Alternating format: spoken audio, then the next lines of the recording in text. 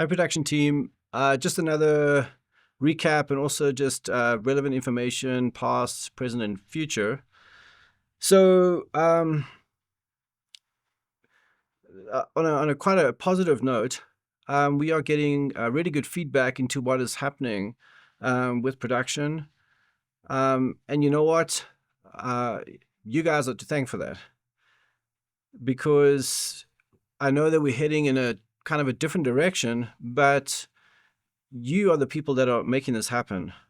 And I know that Brian and we actually get the thanks from certain people, but I just want to extend that thank you to you because if it wasn't for you, then this wouldn't be happening. So you guys are really the instruments that are making this happen. And I just want to say thank you so much. Thank you for taking the direction, that we're going, that you're pursuing it and you with enthusiasm. I know some of you I'm throwing you in the deep end a little bit, but you guys are doing really well. Such a short space of time, and there are so many improvements, and just it's just awesome. So thank you. It's really amazing. So on an informational note, this past Monday, we had the worship team come in and also some camera operators to train and sound people came in, and my friend Jeff, who's a sound engineer, he came in and he was fine tuning things on the console for both live stream and for the house mix. So things are sounding they're sounding pretty awesome, and it was amazing to see people in the worship team actually come out to make this happen.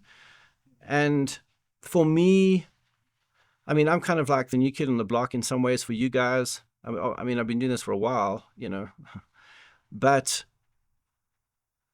it's just amazing the attitudes that you all have. Both the worship team members, the production people, just the way that you're embracing these changes. And I know that for some of you it can't be easy, or maybe it is. I don't know. I'm trying not to step on your toes. I'm trying not to like really push you too far too quickly, because that can be my nature. But already with the changes that have been made, and I've been pushing you guys a bit. It's just amazing. And so Monday, to have Monday, this kind of rehearsal for sound and for cameras was just amazing. It was just really awesome. So thank you for everyone who's involved. I know people, not everyone could be there, and I totally understand that. This was more about the sound getting changed and mixed, and EQs getting set, compression taken out, and just the conversation and listening and stuff like that. But we had some fun experiments with various things on camera as well. So it was just a really good evening. On a funny note, because we actually I put the cameras up on the side screens. So I ran programs so they could actually see some things as well, and also the band, they could also see something if they wanted to look at the side screens for whatever reason. And Shaylee, she was one of the vocalists there, and it was so funny because our guys were trying different things, and it just happened to be that she was, I don't know, she got targeted, and so she was actually trying to get away from the camera in some ways. So anyway, we all had a good laugh. It was fun. So in regards to this past weekend, I think that from a camera standpoint, you guys are. You're starting to get it. Some of you are still new to this whole cinema verte thing with us shooting in the 2:3:5 aspect ratio, and also just the movement of the cameras. I think the monitors on the cameras, definitely with the aspect ratios, with the red lines, are helping. And now we've got bigger monitors as well, these Lilliput monitors, which are really awesome. Shout out to Brian for actually swapping out another one that was backstage that we could use on camera 4 as well. So yeah, we just have to keep on practicing, the movement of the cameras. And anyway, but that being said, you guys, you're doing really well. We actually on Monday night tried out a few different things with the movement on the cameras, and also pushing in on shots a little bit, and then also racking focus, doing down shots, up shots. And also you're going to see that the stage configuration is slightly different when you come in this weekend. So, yeah, Brian and I chatted about this a little while ago, and, they say change is as good as a holiday. Well, anyway, that's a saying. And it's really going to help. So we've got a backline now in many respects. We've got, bass and electric, which are in the back line, and then the front row is, pretty much vocalist. The keys now are actually kind of near where the drums are. And one of the reasons we're also doing that, and I mean, this is kind of, it's not necessarily selfish reasons, but because we have camera 4, we've got a great shot across the stage like that. And so we can pick that up, and even on camera 1. So now we can actually feature the keys a little bit more, or we can actually feature them, should I say, in songs. And, I think it's going to be great. Obviously, we're going to have to tweak things over the next few weeks because of lighting, and also positions on the stage. Anyway, it's going to be awesome, and it is awesome.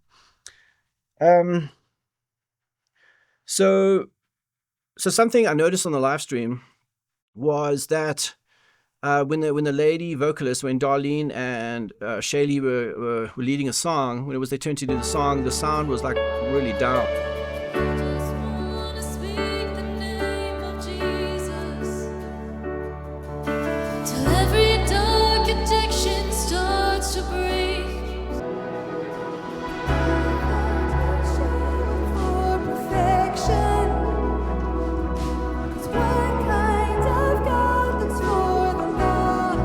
And then, a few seconds into it, then the levels were raised. And so that's just something we need to, we're going to have to try and figure out a little bit more, how to do that. I know that there are some notes in Planning Center, and it does tell us who's leading the songs. I guess it doesn't really tell us when exactly they are. So I'm kind of thinking that maybe we can actually add those notes to the songs. In Planning Center. I believe we can do that. Brian or Ashley, just let me know. I mean, we could even potentially do that on Sunday morning.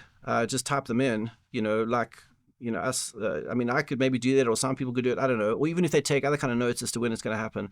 I know for camera, it's always nice to know who's, singing songs. I know for camera, it's a lot easier for us to work around that. The sound, it is a bit more tricky. You got to really be on it. And this is, anyway, it's just a learning curve. It's just, obviously, we wanted to take things to a higher level. And, but I know, once again, sound, like I said, I wouldn't want to be doing it. There's so much going on with that. So, but I know that we can find ways to remedy this. I want to help you in any way that I can. I know Brian wants to. So, and I know we chatted a bit about that on Monday. I think we did. So anyway, but that was, obviously, that's not great like the way the live stream was. I mean, most people will be forgiving in some respects, but like moving ahead, it's like I said to some team members, like in 6 months' time, there are things that are happening right now which I don't think they should be happening in 6 months' time. And I think 6 months that's a long time, even 3 months. I think we can actually resolve some of these things within weeks, to be perfectly honest. So anyway, but that being said, even the live stream, with some of the changes that we made like a week ago, it was sounding so much better this past weekend. It's probably sounded the best that it has since I've come aboard. And I'm not trying to paint myself, like, oh my word, look what I did. It's not about me. I mean, it's about, I know this guy, Jeff. I've worked with him before in production, and so he's very talented. And so he's come in, and him and Brian have worked on things. And so that's what it's like. Monday was a lot about that. So we're really trying to, we want this level to go, we want it to go to another level. We want everything to go to another level. And once again, it's not because we're wanting to be so professional, but you know what? If you think about this, okay, I don't know if you guys remember this. There was actually, I think there was actually a song for some of you, maybe kind of dating things, but one of the lyrics were, "Why does the devil have all the good music?" And this was, I'm not sure if it was in the 70s or the 80s or in the 90s. I'm not quite sure. But anyway, I feel like sometimes the church, we're playing catch up. The church is playing catch up with the world, not in everything, but in a great deal of things. And then we're trying to copy, what they're doing in some respects. The one thing I will say about like worship, though, is that like praise and worship, for lack of better words, there really is nothing out there like that in the world, really. It's which is kind of cool in some respects. So we just need to we need to be proud of what we're doing. I mean, I'm proud of what you guys are accomplishing in such a short space of time. And it's not that I'm wanting my vision and my plan to come, forth. It's not about that. But I mean, I work in corporate, I work secular, I work, all these different types of things. And I know what looks good. And I've worked with some really talented people as well. And all it takes time. Okay. I mean, they say Rome wasn't built in a day. So we just need to push ahead, forge ahead, and we will accomplish these things. We will, we can do things that actually draw people in. Anyway, more of that later. I also just thought that, that the worship this past weekend was just really amazing as well. So something that is always tricky is bringing the different elements together for a live service and then also a live production. And I mean, I experienced this like many years ago when I was a tour manager, and at the time I was like the LD, like the lighting director or designer for our show on the road. And we did these big concerts. There was a point we did these massive concerts around the country. Because the TV network was like sponsoring the whole thing.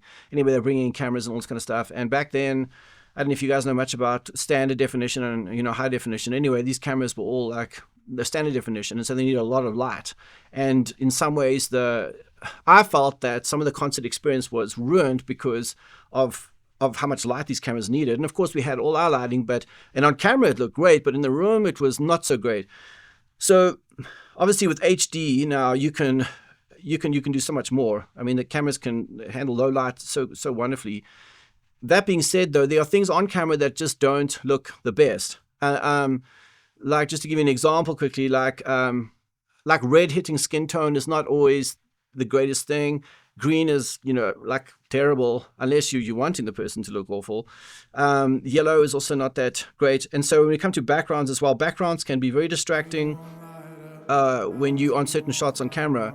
But then in the room, it looks fun. So these are the things that we're going to be working on, and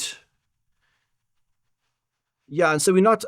My goal is not to take it away, not to make everything simplistic as far as graphics or moving or motion graphics or video backgrounds, but we just have to.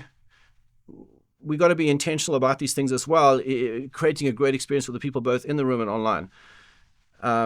So, yeah, I mean, it's a tricky thing. Let's just leave it at that. Another thing to do with, like, even when you're talking about, like, what's happening in the room, I don't know if you guys have noticed that of the last, like, maybe week or two, at the end of songs, it's been like a fade in the transition of the lighting. Unfortunately, I wasn't quite aware of it, like per se. But anyway, it's kind of cool. I mean, I like it because it actually... I mean, it shows like the end of something and the beginning of something new, depending on how you're doing your songs.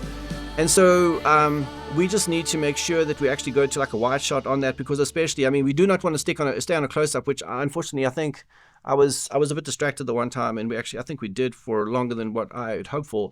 Even camera 2, it's not wide enough for that. Camera 3, well, if we have an operator, maybe, but camera 5 is probably like the best option. Like if the stage goes kind of dark on the vocalist and the band or whatever it is. So that being said, just food for thought. So training on equipment. I mean, I feel like, so this is kind of me personally just saying this. Whether it actually gets there or not, that's entirely up to how your team and Brian, the leadership team, want to run this thing. But is because I've been noticing like that Brian he knows. I mean, he knows the most about the sound console. He knows the most about ProPresenter. I think he knows the most about the lighting console. I mean, there's all these things that he just knows so much about. And the problem is that if Brian, for whatever reason, if he couldn't be there, I mean, what's going to happen? And I know some of the stuff is loaded in, like for ProPresenter, it's it's loaded in maybe during the week. But something I think would be really advantageous is that if, like, for just use ProPresenter as an example, is if the person who's running ProPresenter, that they would actually, they know how to do all the things. They know how to manage ProPresenter as far as, like bringing the songs in, the cues, as far as, just how it's talking to the other screens, how it's, the MIDI functions. I mean, it can be, kind of interesting. But that being said, because right now, for those of you who don't know, ProPresenter is actually controlling lighting. So the cues, the songs, the slides, or whatever it is, so they're controlling the lighting cues. And sometimes there have been a few little hiccups. So moving ahead, I think that, if the people who are doing ProPresenter know how everything works, how to bring things in, if there are little hiccups or whatever it is, that you know how to solve those. We don't need Brian for that. I know that Chloe also knows a great deal of that. But I feel like the people who are doing, if you are in that position, if you're if you're an operator for ProPresenter, then we should actually know how to do that. I feel like I also want to learn more about ProPresenter in some ways. I don't know. I don't really want to, but I may. The same thing for lighting. Like moving ahead, I would actually like us to have at least 2 lighting people.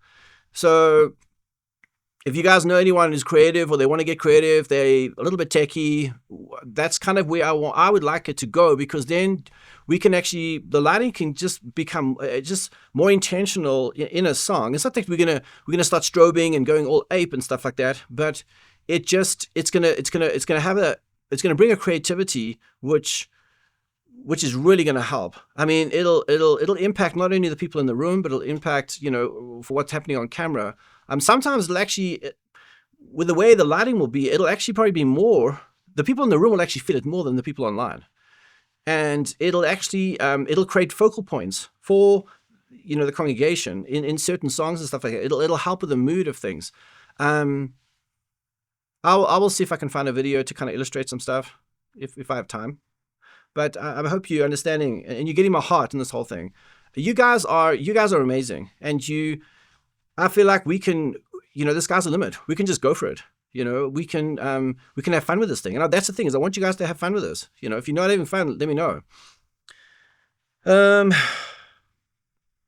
Something also moving ahead, I don't expect this to happen right now, but I think start working on it, is that depending on what camera, on camera, 1, 2, 3, 4, and then moving ahead, like handheld or whatever it is to, you actually have an idea. When you come there, and once again, it's not showing up like 5 minutes before a service, but showing up with enough time, like maybe you can be the during rehearsal. And like I've said, moving ahead, I would actually really like it. I know this is not always possible, but the people who are going to be on camera, that you are there for both the first and the second service, because then it's going to make your life so much easier instead of just jumping, you're getting on, especially because the second service is in some ways that we've got the kinks, we've ironed the kinks out and all that kind of stuff. If something didn't work in the 9 a.m., then we go for the 10:30 a.m. And it's not that we're just going to wing it, but planning shots. So for like song 1 or whatever it is, you think to yourself, okay, so I'm on camera 1, Brian's leading the song. Okay, so I'm going to be looking at, the kind of shots I'm going to be going for. I'm going to be going for like an extreme close-up. I'm going for a medium. I'm going to go for a looser medium shot. I'm going to listen for something at the end of a verse or a song. I'm going to rack the focus, take it completely out of focus. I'm going to pan. I'm going to, like, if Shaylee's there, or Darlene, or Lisa, or Kenna, then, it's like you're going to come from them and go to the other vocalist or whatever it is. Did you have an idea? Same things for camera 4, camera 2, camera 3, that we actually are more intentional about it. And I know that for some of you may be thinking, oh my word, now it's becoming work. But you know what? Once you start to, like I said, I don't expect you to just do it like straight away, but just it's not that you have to come there with a script. Sometimes in certain productions, the guys actually they literally have a shot list that they hang on their tripod. And they know for the certain things that's the kind of shots that they need to get. I'm not expecting you to do that, but just to have an idea so that you're not just, it's not me asking or telling you the kind of shot I want. It's you creating the shot and I'm taking it. That's where we want to go. I am looking at what the multi-view in front of me is showing, and I am just, I am choosing a camera for that moment. And once again, the thing that I'm looking for is contrasting shots. So for the most part, camera 1's going to be close-ups and stuff like that. Camera 4 is going to be kind of loose and also close-ups. I mean, the close-ups on camera 4, the angle is pretty sweet, so they work really well on that. But just getting like mentally in some ways having a shot list, and then just, you're not waiting for me to tell you what shot to come up with. You're coming up with it on your own. And then I'm just looking at it and I'm just taking it. And so moving ahead in, like, let's say 6 months time, I was talking to the guys about this on Monday night, is that this is the kind of the plan that let's say 6 months time, like if I see a shot on the multi-view, like let's say it's camera 1 and it looks a bit different, I'm going to be thinking camera 1 knows what they're doing. I'm going to take that shot because they're going to resolve the shot. They're going to do something with it. They know what they have in mind. And so I'm going to trust what is happening on the cameras 1, 2, 3, 4, 5, whatever it is, and take the shot and then see what you do with it. That's where we want to go. So, that you're creating something and I'm just looking at it, because also, like right now, if I see a certain framing on the shot, I may think I don't want that framing, but moving ahead in 6 months' time, if I see that framing on the shot, like let's say it's camera 2, for instance, I'm going to think, okay, they're probably going to do something with it. Maybe they're going to push in on the shot or whatever it is, or they're going to move it somewhere. And so I'm going to take the shot because I'm expecting something to happen with it. So I hope that makes sense, So also just coming back to the whole thing as well. I mean, for every position, we need to come with enough time, to spare. Because especially with the direction we're taking, I need to maybe have a conversation with you as far as what I'm thinking, for the service. Some of the churches that I've actually done production with, we actually used to have the worship team actually used to have their own meeting, like production meeting, and then the production people had their own production meeting. And then we also had a stage manager who would actually be in the worship production meeting, and then he would stay there for a while, listen to certain things, and they knew to cover certain things in the beginning that were relevant to us in production. So he would take notes over there, and then he would come to our meeting and tell us the things over there. I mean, I know that's like, that could be, way in the future or something like that. But anyway, that's but then we had a time as production people to actually talk. We'd say, okay, these are the songs. This is kind of what we're looking for, which was kind of neat. Because that way it was, because the next back item over here is creating checklists. Because in some ways we were actually marking off checklists as well in that production meeting. And we could actually talk about certain things. Anyway, but those aren't the checklists I'm talking about. But do you get what I'm trying to say? I'm also thinking we need to do like a checklist. I'm not sure if you guys used to, and maybe, I don't know, got put by the wayside, but like even on an iPad or something like that, where, you can have the bullets and you just, not writing things down all the time, but you can just, like, you have them out. Maybe I'll take a screenshot and I'll show you kind of what I'm thinking. Because I think it was last week, not this past weekend, but the weekend before, the encoder, Resi, that actually pushes the stream out, it was powered down. How that happened, I have no idea. Because I was monitoring the stream, because I don't trust the internet. I don't trust how the stream supposedly supposed to work. I after years of doing this, it's something that I am always just thinking, we need to watch it. We need to make sure. Anyway, so I'm watching the stream, prior to the service starting, and it's just not happening. And I'm like, and the next thing I realize, oh, good grief, there's no input signal coming into Resi. And I'm like, why is this not? And so I run around and I grab the SDI that's actually plugged, going from the switcher into Resi, like I uncouple that, plug it in again, thinking maybe the connection's loose or something funky come around again. Not actually realizing that until I did, like minutes later, I went down, by where the rack is and all that kind of stuff, and I actually saw the little blue light was, well, I didn't realize that it was actually a blue light, that it wasn't actually on and the power had been turned off. So needless to say, that was the first service. They missed about, 10 minutes or something like that of the stream. However, I did get on to my iPad. I did actually join the stream's chat, and I told them that we were having technical difficulties. They really appreciated that. So anyway, it's always good to let people know you're working on things. You're sorry it happened.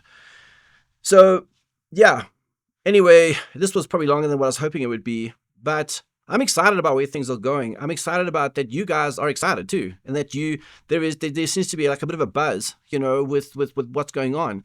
We're getting new people join, and it's I think this journey is going to be awesome, and I hope that you guys stick around to be part of it. Bring other people in, talk to people about them, about what we're doing, and to get them involved. So once again, thank you so much for everything that you guys are doing, for making this happen, and just bringing the stream alive. Bringing the what's happening in the room alive. Like the sound just getting better. And then the whole visual experience. It's just amazing. Thank you so much. I'll see you guys on the weekend.